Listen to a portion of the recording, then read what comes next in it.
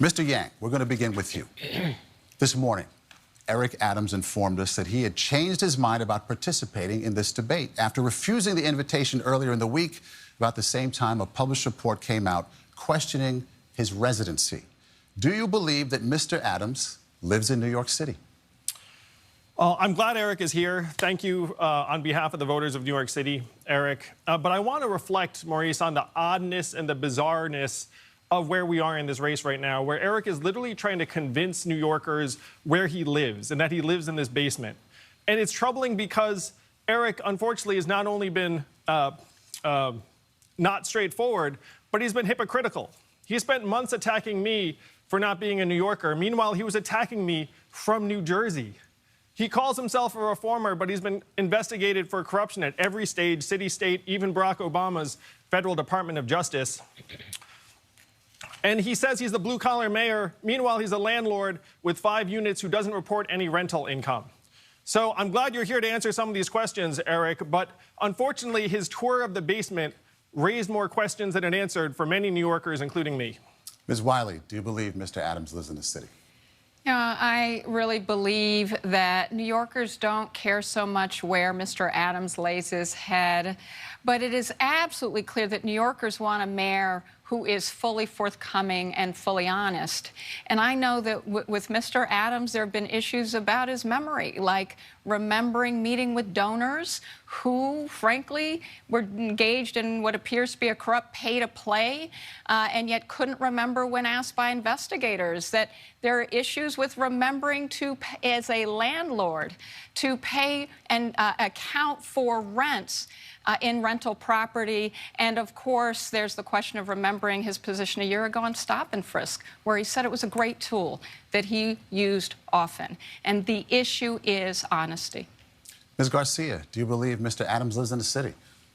I have to say that I'm happy that Eric is here today. I found the article utterly confusing, to be quite honest. I was like, is this a Where's Waldo moment? But I know that the voters care deeply about the issues that are facing this city. They want a mayor who's transparent, who's going to be able to deliver on their affordable housing promises, who's going to be able to deliver on a more equitable city, and who's going to be able to make this someplace where people have real economic opportunity.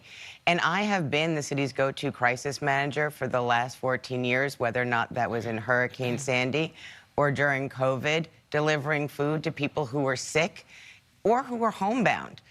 This is a moment where New York City is facing an existential crisis, and that's why the New York Times and the Daily News endorse me, because they know that I'm the person who can deliver on impossible problems. Mr. Stringer, do you believe Mr. Adams lives in the city? Well, let me say, first of all, the only time I go to New Jersey is by accident. And I want to invite everybody to my 2-bedroom apartment to meet my wife and kids, but you can't look in the refrigerator because you don't want to go there. Look, Eric Adams has made his statement. I don't think this debate should be about where you put your head down at night. I do think that this election is going to determine not just the next 4 years in this city, but the next 25. We need a mayor who is not going to rely on training wheels when they get to City Hall. I'm running for mayor because I believe on day one, I'm ready to tackle affordable housing, to tackle economic justice, to tackle education. I think these are the issues that people want to talk about in this city. When I go out, they don't want to know where people go at the end of the night. They want to know what you do when you get up in the morning, that you're not going to the gym. You're actually going to City Hall. You're actually going to make a difference in this city, and that's why I'm running. Mr. Adams, your chance to respond. Oh, thank you for that. And you know what? I agree with Scott. Let's be clear. If you're on the ground, you know what people are asking about. I live in Brooklyn. I live in Bedford-Stuyvesant. I am happy to be there. It's a beautiful community. That's where I live. It's a humble place, but it's a blue-collar place. I'm a blue-collar candidate. I live in Brooklyn, New York. I'm proud of that. I served as a police officer in Brooklyn. I became a state senator elected from Brooklyn, and now I am the Brooklyn Borough President. And we can play these silly conversations, but we can do exactly what Scott Stringer stated. I know what people are concerned about on the ground because I'm on the ground. I don't live in New Paltz. I live in Brooklyn. And I love the place that Tracy and I were able to obtain. I have not seen her in 2 months after Saturday when I went over to see her, but she's sacrificing because she knows how important this is. Eric, I just want to say as a candidate, we've been on dozens of forums together, and I've never seen that basement apartment in my life. And I think the other candidates here would agree.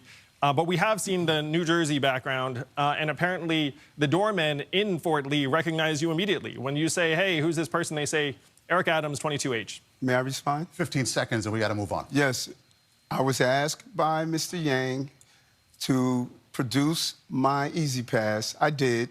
Then he started to say, produce what milk you have in your fridge, produce what type of vegan cheese you have. This is silly. I live in Bed-Stuy. I'm a Brooklynite, and I'm proud to be a Brooklynite. Okay, thank you. We're going to move on, Marsha.